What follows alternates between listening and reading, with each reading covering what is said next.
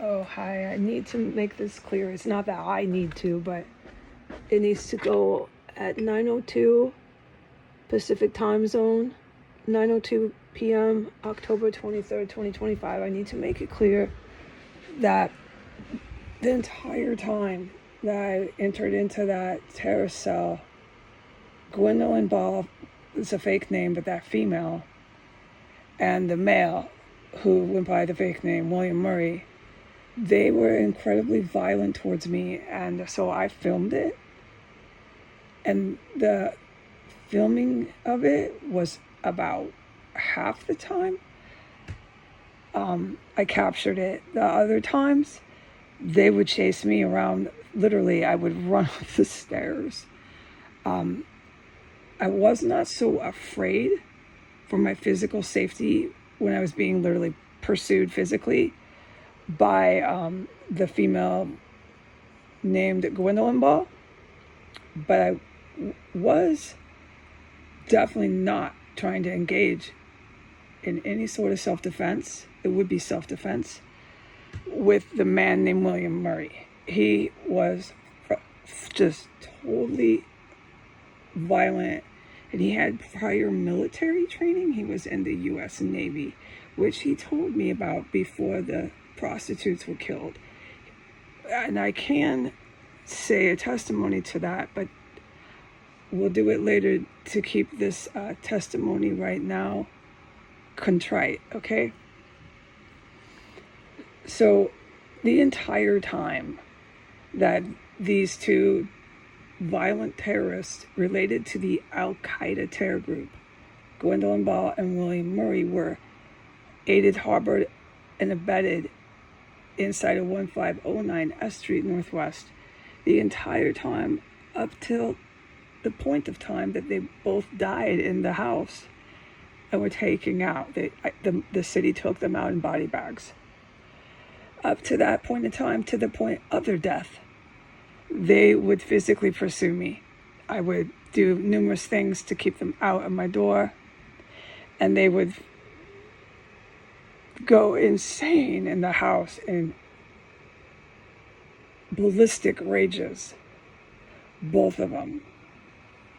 And so when a person is in a ballistic rage, there's a lot to describe with that, with each rage, what they were screaming, what that was consistent of.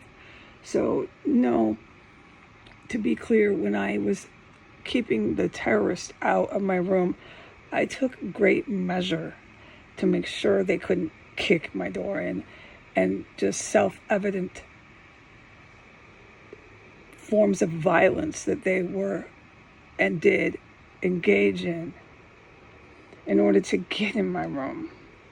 Okay, so it wasn't pretty in there, and it went on for a while. The trying to get in my room, pursuing me every time I came out of my room, that went for a good couple years after the homicides and the human body dismemberment of dead corpses, human corpses. Once that got really bad in 1509 S Street Northwest, I had to take measure to make sure that those two organized crime members couldn't go into a ballistic rage and just smash into my room. Oh yeah, I did. And so we can testify and describe that in another testimony, not this one. Towards the last year of William Murray and Gwendolyn Ball's life on Earth, before they both went out in body bags, they did not chase me around as violently, but the male did. The male physically charged me, like due diligently. I'll never forget it. Up until about 4 months until he died, he would physically come out just raging up the stairs. The man was so dangerous. And the body count in that house and what that man, William Murray, was doing with those dead bodies in the basement of that house does need to be testified to. Okay, so I witnessed horrendous violence inside of 1509 S Street Northwest. And I kept myself safe in that room. But it wasn't so easy, okay? So just to be clear, it took a lot of stuff and things to keep the terrorists out of my bedroom door and to get to the bathroom when I could, okay? That was when I could even use that bathroom without them doing the same thing when I was in the bathroom, smashing through that bathroom door, waiting all silent while they ran around barefoot for me to open the bathroom door. Just a myriad of self-evident stuff and things. When you're trapped in a house with two egregiously violent domestic terrorists who work hands-on with the Washington Metropolitan Police Department, at that point in time, I knew that the cops in that town were on full board accomplices. They protected the whole street. They had come in and out physically. I witnessed them multiple times.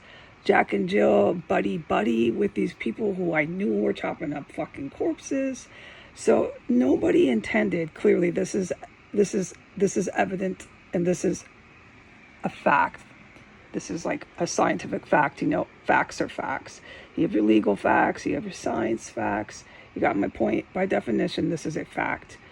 Nobody in the Washington Metropolitan Police Department or the U.S. federal law enforcement that I witnessed inside that house, none of them were anticipating I would ever leave and ever be talking about it right now, okay?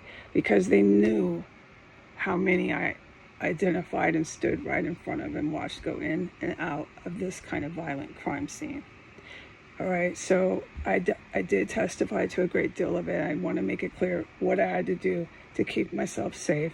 In summary, in brief testimony, not in a lot of description, but in summary of what I had to do to keep myself safe in that house, in my room. It wasn't so easy, okay?